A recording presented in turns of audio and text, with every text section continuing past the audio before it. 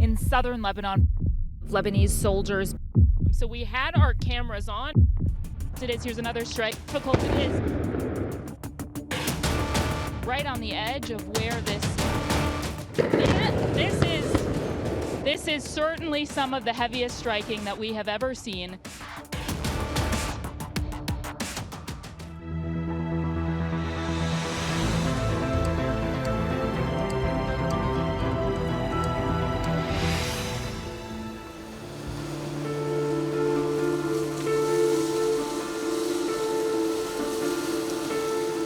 We were standing very close to here when a lot of the major airstrikes happened on Tyre.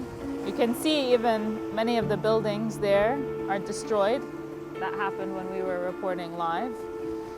But when we are not reporting, a lot of the beach is filled with people. People like to come fishing, take a walk between their lives. And I think a lot of what we see here speaks to the resilience of Lebanese people, and particularly the people of the South. People talk a lot about the resilience of Lebanese people, but also I think because of that resilience, it makes it really difficult to know when all of this even started. Did it start back in 2019 when the economic crisis started? Because many people call that warlike.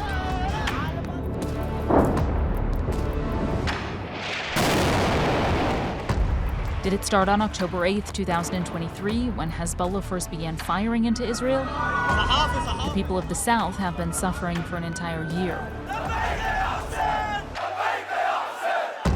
Was it July 30th when Fuad Shukr was assassinated, causing instant chaos in Lebanon?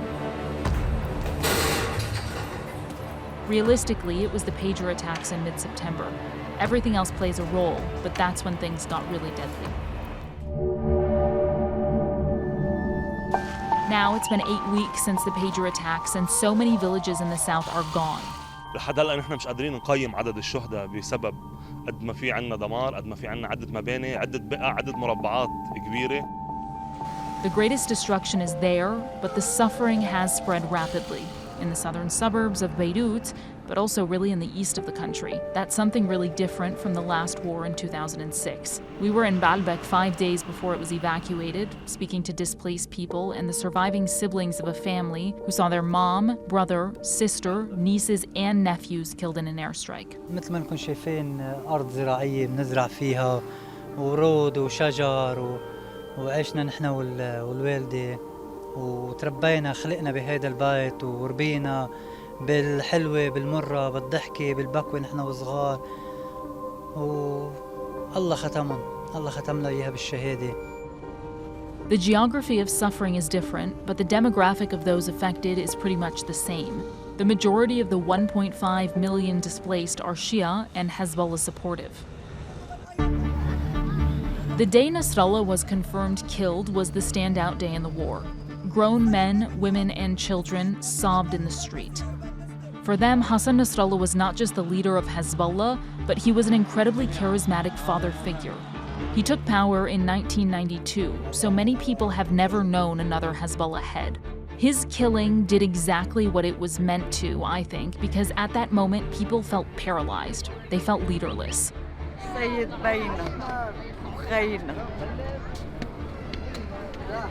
سيد كل شيء ابني خي هو الكرامة هو العزة هو الشرف هو النخوة هو اللي علمنا. That's not to say that others in Lebanon weren't happy. They were. Anger towards Hezbollah and Nasrallah has been brewing particularly since 2019, and both opposition groups and some of those within pro-Hezbollah circles did not agree with Hezbollah's decision to enter the war in 2023. For reasons that are both new and old, some people believe Hezbollah and Israel to be equal enemies of the Lebanese state. They want Israeli violence to stop. They also want Hezbollah disarmed.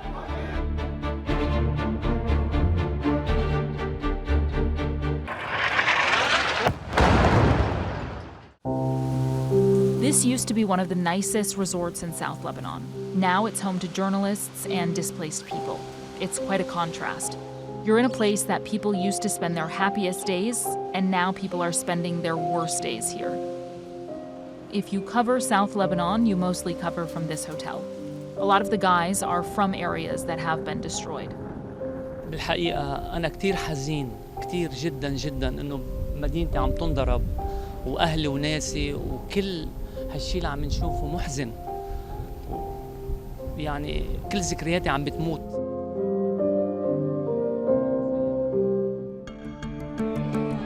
Towards the end of November, there was another major push for a ceasefire. The U.S. envoy came to Lebanon, then went to Israel. We reported it, but nobody actually believed it would happen.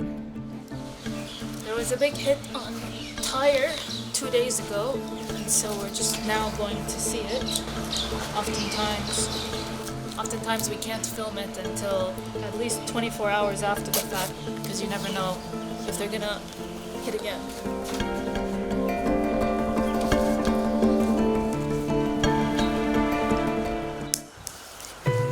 Like you can see here, there's a ton of destruction. And the resounding sentiment in Lebanon isn't that Israel wants to target a particular thing. Most people believe they want to destroy everything so that cities and villages are unlivable. And many of them are. It will take years and years to rebuild. هون شارع تجاري، شارع سكني، شارع مدني، عالم بتروح وبتيجي فيه، كلها محلات تجارية، ما في شيء، شارع مصنف، شارع سياحي. Getting food and supplies has also been increasingly difficult in Tyre. The vast majority of the pharmacies are closed. The vast majority of everything is closed. There's really only a few bare-bones grocery stores left.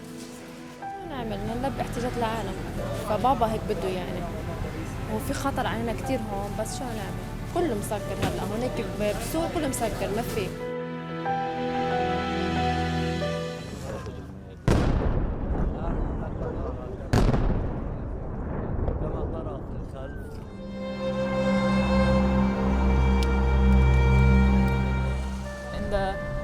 First days of the war, there was a day when more than 500 people were killed in a single day. That was the deadliest single day in Lebanon since the Lebanese Civil War.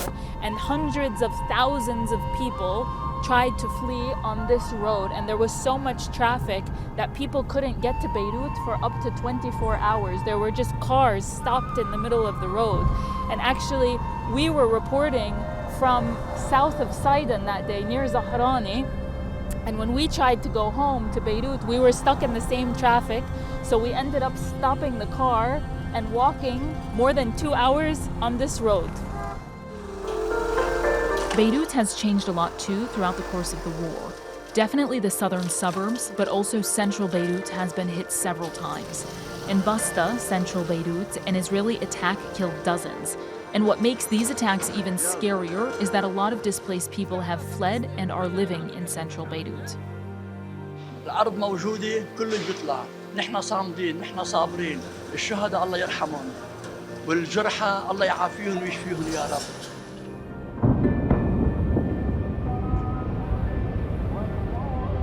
Hours before a ceasefire could be announced, and we've got all the news channels on because they have just announced evacuation orders on central Beirut for the first time. Some of these locations are about a half kilometer from where we are, but it's gotten to the point where there's really nothing to do. There's nowhere to go because, first of all, you don't know if the roads are safe.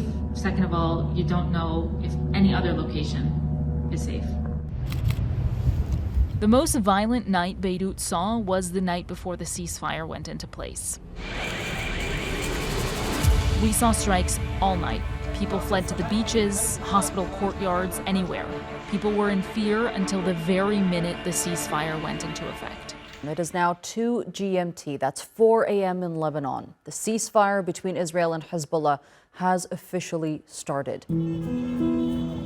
The morning that the ceasefire went into effect, there was pure joy. Thousands of cars headed south immediately. People handed out flags. For supporters of Hezbollah, there was a feeling that they had achieved victory because Israel was not able to halt Hezbollah's rocket attacks through military means. For others, there was a feeling that large swaths of the country had been destroyed for nothing. But through either perspective, the feelings were soon muted by the question of, is this war even over yet? Well, I'm joining you about 5 kilometers from the Israeli-Lebanese border, and as you can see, we have our safety gear on now, despite the fact that there is a ceasefire in place. When we went down to the border 2 days after the ceasefire was announced, we could still hear Israeli shelling, and Israel was still issuing directives and curfews for the people of the south. There is still fire, and last night they bombing 2 houses. 1 hour ago, they bombed, I don't know where exactly, from gun, I don't know where. Talk about my house, khalas, no house. I have no house now. Both sides formally accuse each other of violating the ceasefire. Nobody knows if it will last 60 days or what will happen when the 60 days expire. Some don't care though. امبارح بالضبط أول امبارح طلعت أنا لحتى لي بدي أقعد ما لقيت شيء. لقيت بيتي أنا صراحة مضروب. حملت حالي وبرم بأنس وتخبط على راسي، قعدت وقفت اجيت يعني شو بدي أعمل يعني شو بدي أقتل حالي أو بدي موت انسان بدني. حملت حالي عاوز رجعت لهوني. في كتير علم بلبنان، في علم حزب الله، في علم سعودي، في علم إيراني، في علم فرنساوي. عندك هون علم لبناني. أول شيء أنا كنت لبنيز آرمي كنت بالجيش اللبناني. تعنيني العلم اللبناني. شو اللي بيعنيني؟ اللي بيعنيني هلا اللي بيحمل علم لبناني كأنه نفسيته بترتاح. بس تحمل علم لبناني في عنا احنا على أرزة بالدولة اللبنانية شرف، تضحية، وفاء. هلا لما بكون هول الكلمات ما لهم معاني بس واحد يقراهم ما بيصير خراب بالبلد، ما بيصير دمار بالبلد.